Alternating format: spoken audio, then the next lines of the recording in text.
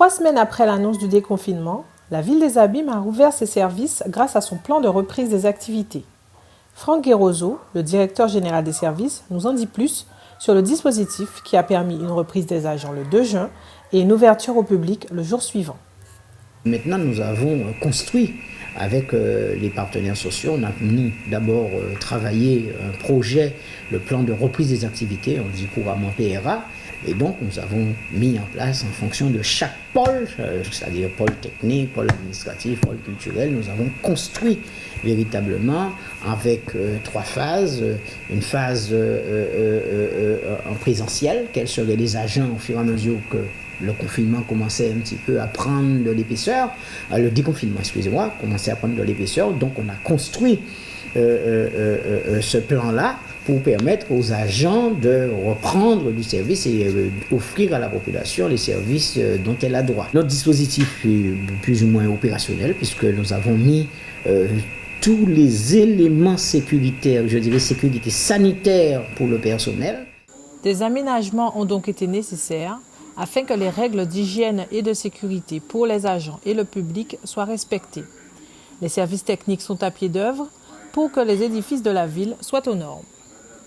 Aujourd'hui, dans le cadre du Covid-19, où ça fait un changement dans tous les services, où il fallait réaménager et mettre les dispositifs de gestes barrières.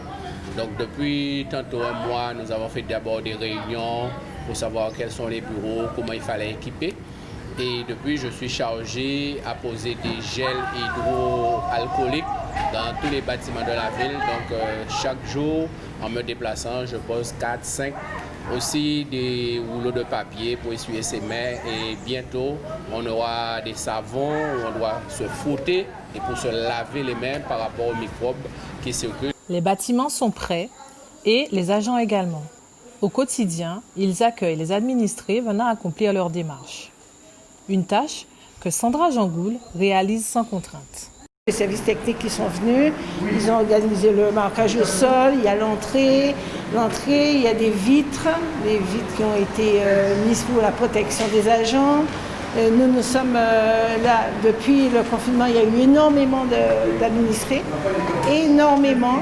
L'accueil a été très sollicité et nous avons suggéré faire en fonction en moyen de ce qui a été mis en place. L'administration est opérationnelle.